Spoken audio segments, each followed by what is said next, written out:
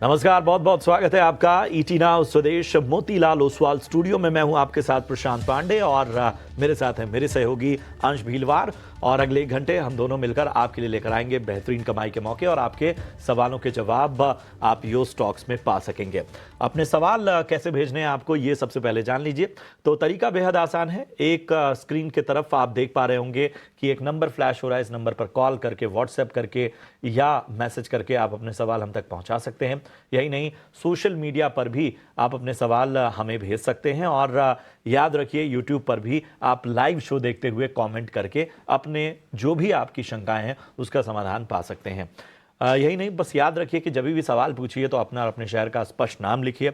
नजरिया जरूर बताइए जिस भी स्टॉक पे आपको सवाल जानना हो, जवाब जानने हो।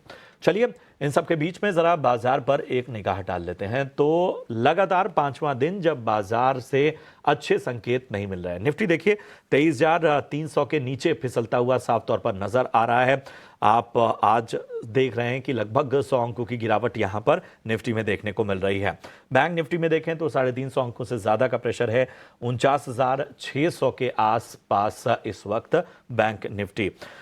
आज के अगर टॉप गेनर्स की बात करें तो जैसा हमने आपको बताया, अदानी ग्रुप ऑफ स्टॉक्स में तेजी। अदानी एंटरप्राइजेज 4% चढ़कर निफ्टी का टॉप गेनर। ग्रासिम इंडस्ट्रीज लगभग 2% ऊपर, ये भी निफ्टी का टॉप गेनर में शामिल। इन्फोसिस, ट्रेंट, हिंडाल्को, टाटा सन्स आधे से 1% मजबूत यहां पर नजर आ रहे हैं। दबाव कहां है? आयशर मोटर्स नतीजों के बाद यहां पर प्रेशर हम देख पा रहे हैं। 5.5% यहां पर दबाव। अपोलो हॉस्पिटल भी 3.5% गिरता हुआ। बीईएल में भी 2.5% से के करीब गिरावट है। Power grid, Shriram finance, SBI life में 2 से 2.5% तक की गिरावट देखने को मिल रही है। एडवांस डिक्लाइन रेशियो यानी मार्केट ब्रेथ पर नजर डालें तो बहुत ही खराब। इस वक्त मात्र 258 शेयर ऐसे हैं जो कि हरे निशान में कारोबार कर रहे हैं और 2282 शेयर ऐसे हैं जिन पर दबाव बना हुआ है। तो ये था पूरा बाजार का हाल। और अब चलिए अपने एक्सपर्ट्स की ओर रुख करते हैं। हमारे साथ आज चर्चा में जुड़ रही हैं फिनवर्सिफाई से ध्वनि पटेल। ध्वनि, बहुत बहुत स्वागत आपका। मार्केट को हो क्या गया है?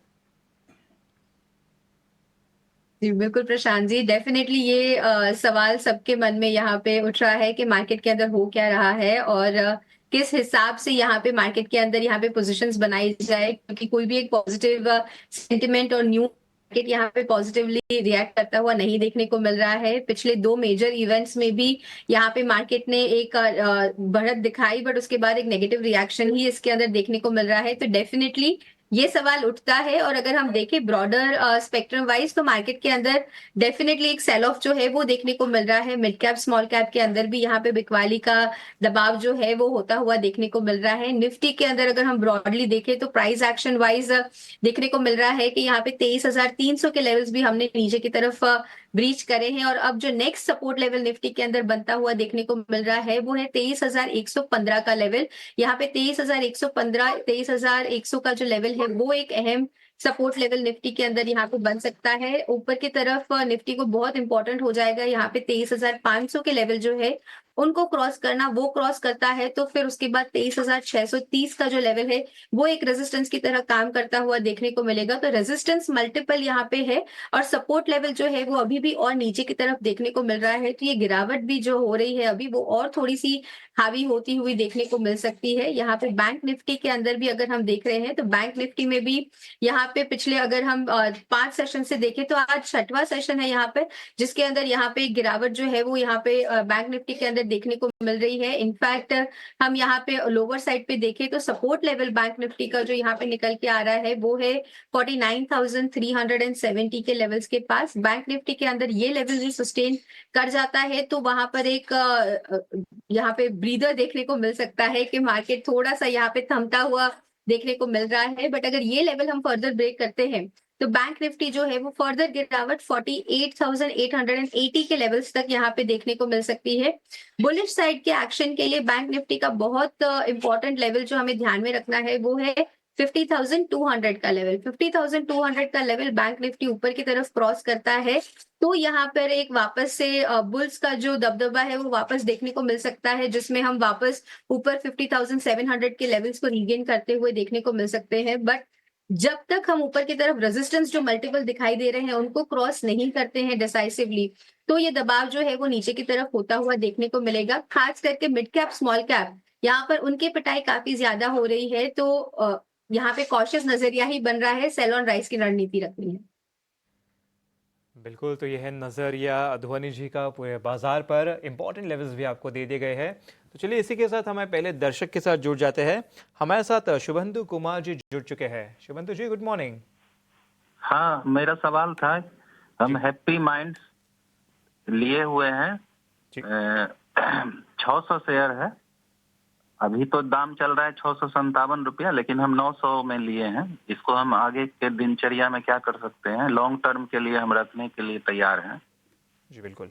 ध्वनि जी, हैप्पीएस्ट माइंड देखिए, करीबन 900 से इनकी खरीदारी है, वहाँ से स्टॉक देखे तो ऑलमोस्ट 25-30% गिर चुका है और एट प्रेजेंट देखे तो मल्टी ईयर लो के पास ही ट्रेड करता हुआ नजर आ रहा है।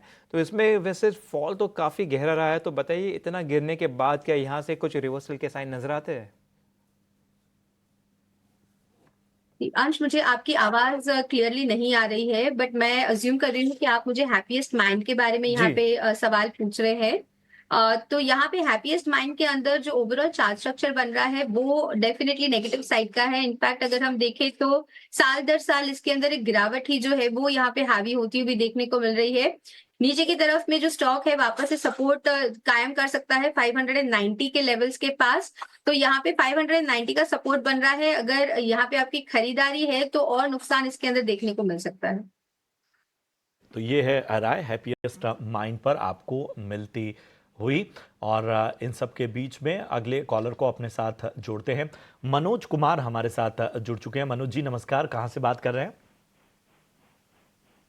सर, मैं छत्तीसगढ़ से बोल रहा हूँ सर। जी जी, बताइए क्या मदद की जाए आपकी? टाइटन पर सवाल था। टाइटन ना? मेरा 3710 की बाइंडिंग है सर। कितना हेलो? समय देना चाहते हैं? लॉन्ग टर्म का नजरिया या शॉर्ट टर्म का? सर मेरा मेरा कम से कम 2 साल, 2 साल। 61 शेयर है सर मेरा। ठीक है, तो टाइटन पर राय जानना चाहते हैं ध्वनि, और 2 साल का नजरिया लेकर चल रहे हैं। बाइंग प्राइस जो है वो ऊपरी स्तरों की है, 3710 की इनकी खरीदारी है। और जाहिर सी बात है कि इस बाजार में दिग्गजों की भी पिटाई हुई है, तो उसकी चपेट में इनका भी शेयर है। लेकिन 2 साल के नजरिए के हिसाब से टाइटन क्या राय बन रही है इनके भाव के हिसाब से?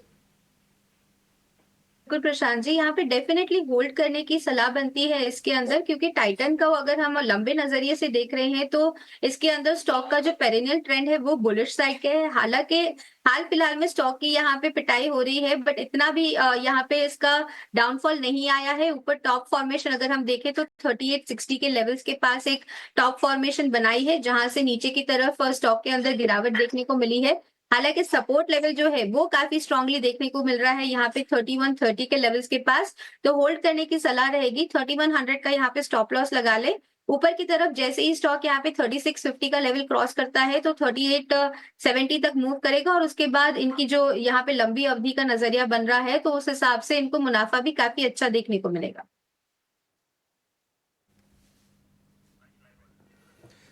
बिल्कुल, तो यह है नजरिया ध्वनि जी का। टाइटन पे यहाँ पे 3100 का एक स्टॉप लॉस बताया हुआ है। तो चलिए इसी के साथ अगले दर्शक के साथ जुड़ जाते हैं। हमारे साथ सदैव शी जी जुड़ चुके हैं। Good morning. Good morning sir.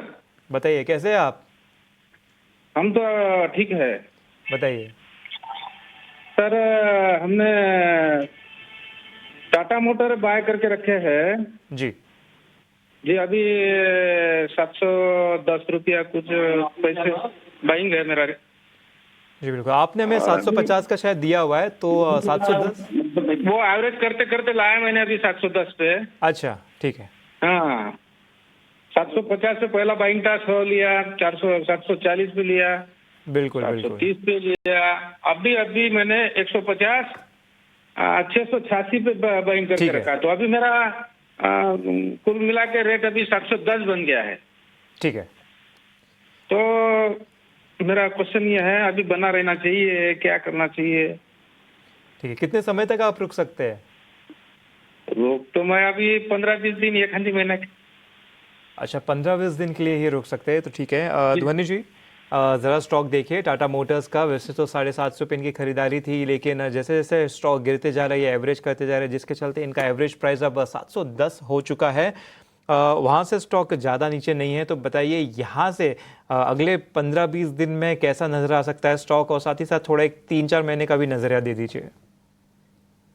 जी बिल्कुल अंश, अगर हम यहाँ पे स्टॉक को शॉर्ट टर्म के बेसिस पे देख रहे हैं तो गिरावट जो है वो और यहाँ पे हावी होती हुई देखने को मिल सकती है।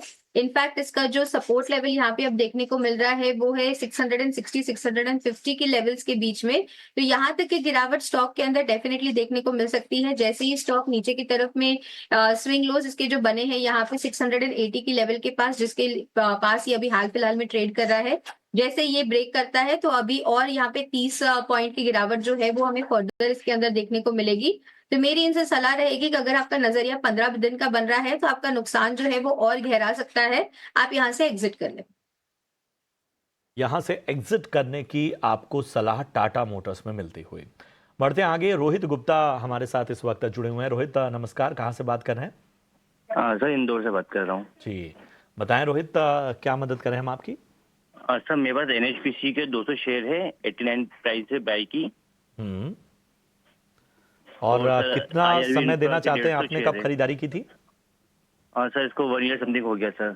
अच्छा, थोड़ा और समय देना चाहते हैं स्टॉक को या? सर 6 मंथ से लेके 1 ईयर तक। ठीक है। ध्वनि NHPC ऑलरेडी 1 साल से इन्होंने होल्ड किया हुआ है। ठीक है। हमें यहाँ रुकना होगा। इंडिया एनर्जी वीक का इस वक्त हम रुक करेंगे और सुनते हैं वहां पर क्या हलचल चल रही है। है कि 21st सेंचुरी भारत की सेंचुरी है। भारत अपनी ही नहीं, दुनिया की ग्रोथ को भी ड्राइव कर रहा है, और इसमें हमारे एनर्जी सेक्टर की बहुत बड़ी भूमिका है। भारत की एनर्जी एम्बिशंस 5 पिलर्स पर खड़ी है। हमारे पास रिसोर्सेज हैं जिनको हम हार्नेस कर रहे हैं। दूसरा, हम अपने ब्रिलियंट माइंड्स को इनोवेट करने के लिए प्रोत्साहित कर रहे हैं। तीसरा, हमारे पास इकोनॉमिक स्ट्रेंथ है, पॉलिटिकल स्टेबिलिटी है। चौथा, भारत के पास स्ट्रेटेजिक ज्योग्राफी है जो एनर्जी ट्रेड को ज्यादा आकर्षक और आसान बनाती है। और पांचवा, भारत ग्लोबल सस्टेनेबिलिटी के लिए कमिटेड है। इससे भारत के एनर्जी सेक्टर में नई संभावनाएं तैयार हो रही हैं। साथियों, विकसित भारत के लिए अगले 2 दशक बहुत अहम है, और इसमें आने वाले 5 साल में हम अनेक बड़े पड़ाव पार करने वाले हैं। हमारे बहुत सारे एनर्जी गोल्स 2030 की डेडलाइन के हिसाब से अलाइन किए गए हैं। साल 2030 तक हम 500 gigawatt renewable energy capacity add करना चाहते हैं। साल 2030 तक भारतीय रेलवे ने नेट जीरो कार्बन एमिशन का टारगेट रखा है। साल 2030 तक हम हर साल 5 million metric tonne green hydrogen कर सके, ये हमारा लक्ष्य है। हमारे ये टारगेट्स काफी एम्बिशियस लग सकते हैं, लेकिन बीते 10 साल में जो भारत ने हासिल किया है, उससे ये विश्वास पैदा हुआ है कि ये टारगेट भी हम जरूर हासिल कर लेंगे। फ्रेंड्स, बीते 10 साल में भारत 10th लार्जेस्ट से 5th लार्जेस्ट इकोनॉमी बना है। उससे ये विश्वास पैदा हुआ है कि ये टारगेट भी हम जरूर हासिल कर लेंगे। फ्रेंड्स, बीते 10 साल में भारत 10th लार्जेस्ट से 5th लार्जेस्ट इकोनॉमी बना है। बीते 10 वर्षों में हमने अपनी सोलर एनर्जी जनरेशन कैपेसिटी को 32 टाइम्स बढ़ाया है। आज भारत दुनिया का तीसरा सबसे बड़ा सोलर पावर जनरेटिंग नेशन है। हमारी non fossil fuel energy capacity 3 गुना बढ़ी है। भारत G20 देशों में पेरिस समझौते के लक्ष्यों को पूरा करने वाला पहला देश है। भारत कैसे अपने लक्ष्य समय से पहले प्राप्त कर रहा है, इसका एक और उदाहरण है इथेनॉल ब्लेंडिंग। आज भारत 19% इथेनॉल ब्लेंडिंग कर रहा है। इससे फॉरेन एक्सचेंज की सेविंग हुई है और सब्सटेंशियल फार्मर रेवेन्यू जनरेट हुआ है। साथ ही CO2 एमिशंस में सिग्निफिकेंट कट भी आया है। हम अक्टूबर 2025 से पहले ही 20% इथेनॉल मैंडेट अचीव करने की राह पर है।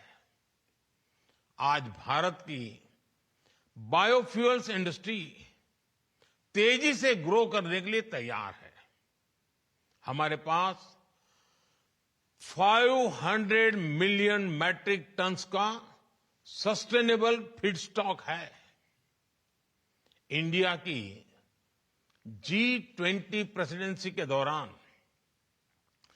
ग्लोबल बायोफ्यूल्स अलायंस बना और लगातार एक्सपांड हो रहा है।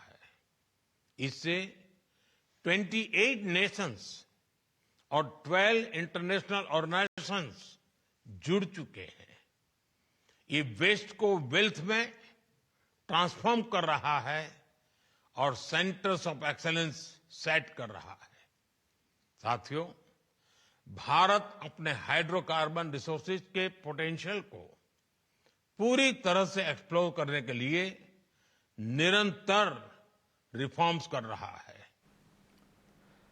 तो इंडिया एनर्जी वीक को संबोधित करते हुए प्रधानमंत्री नरेंद्र मोदी और उन्होंने साफ तौर पर कहा कि भारत ऊर्जा जरूरतों के लक्ष्यों को तो हासिल कर ही रहा है, इसके साथ ही एनवायरनमेंट फ्रेंडली जो वैकल्पिक ईंधन है उस दिशा में भी बहुत बेहतर तरीके से आगे बढ़ रहा है।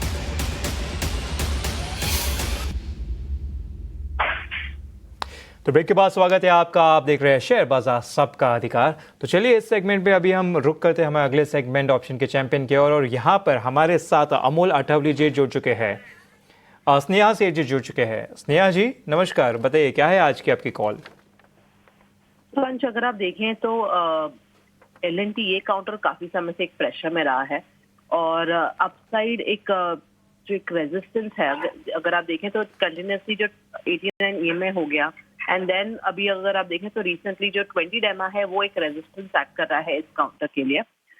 एक राइजिंग ट्रेंड लाइन सपोर्ट था काउंटर को, वो भी उसने ब्रीच किया है। मुझे लगता है यहाँ से थोड़ा और फर्दर पेन दिख सकता है। तो आई वुड सजेस्ट कि यहाँ पे पुट ऑप्शंस बाय करके ट्रेड किया जा सकता है। 3,300 की पुट बाय करनी है 58 से 60 रुपीज के रेंज में। स्टॉप लॉस रहेगा 30 और टारगेट रहेंगे 110। As per the stop loss and targets mentioned, maximum risk involved है that is around 4,500 और profit potential रहेगा 7,500 तक। बिल्कुल, तो ये थे कुछ इंपॉर्टेंट लेवल्स जो स्नेहा जी ने बता दिए। बहुत बहुत शुक्रिया स्नेहा हमारे साथ जुड़ने के लिए और ये कॉल देने के लिए। तो चलिए इसी के साथ वक्त है एक छोटे से ब्रेक का। आप देखते रहिए ET Now स्वदेश।